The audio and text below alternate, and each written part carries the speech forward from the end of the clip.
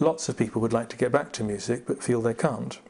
And it's almost there's a parallel with, if you think of people who are physically or mentally handicapped, why shouldn't those sorts of people have a full life? Why shouldn't they have a sex life? Those people have found partners and had a good sex life. Why shouldn't somebody who's musically damaged like me have a full music life and with as many people as possible?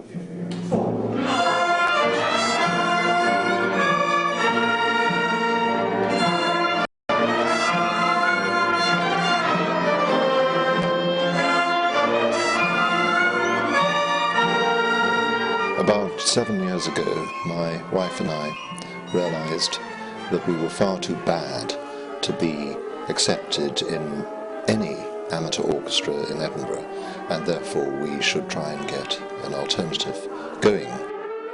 An orchestra which would have no pretensions at all, and which would have no audition at all. Friends or connections, anyone who's rung up and said, "Can I join?" I've said, "Fine, you can join," and it so happens a lot of doctors have joined. About a third of the orchestra are doctors. There are professional people, there are lawyers, accountants, fund managers. So my job was to find some music that this disparate group of adults could play, and dragging through the repertoire for P1s, this is 5-year-olds, I managed to get some stuff that I figured this orchestra could play at our first rehearsal. Now, where have you got to on this score? What bar have you... You're at 58, everybody else is at 65.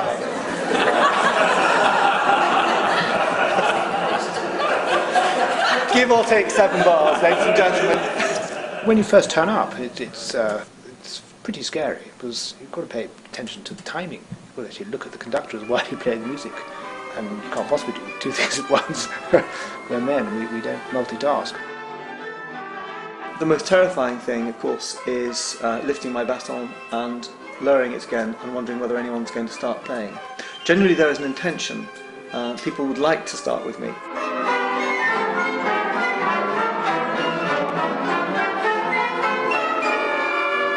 I'm not really a very good player, so I have to concentrate very hard and I have to pay attention to playing in tune. I have a particular difficulty with the C sharp. Now, my view is that that is something to do with the way in which the bassoon is made. This is a design flaw in the bassoon. Other people take the view that it's a shortage of skill on my part, but I think it's the instrument. We've had an RTO wedding.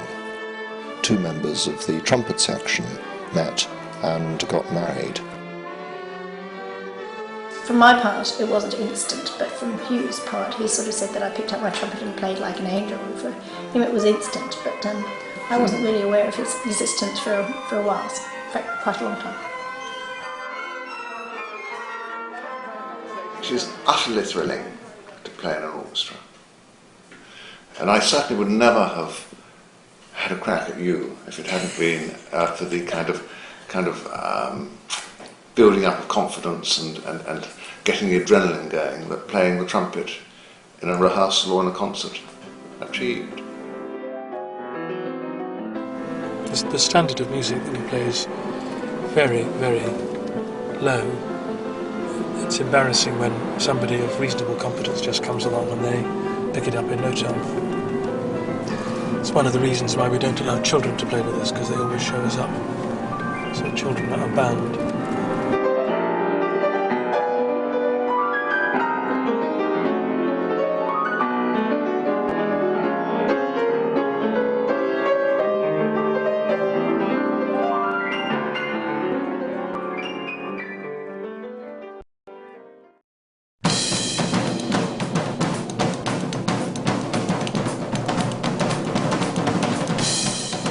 The general rule with the RTO is that although people are hopeless musicians, they're often rather good at doing something else.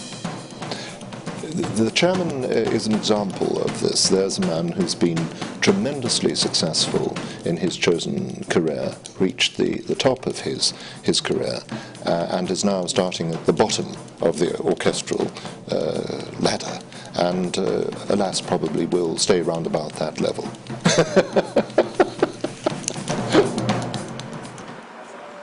Yep.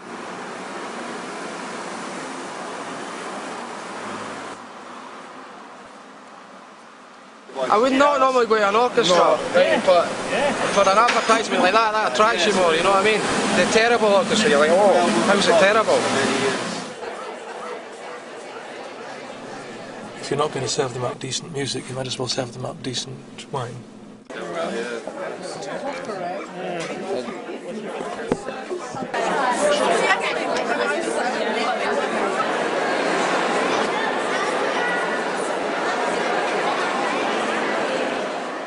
I put wrong notes in the music especially, so that in case they play it too well, you know, you want the odd wrong note here and there.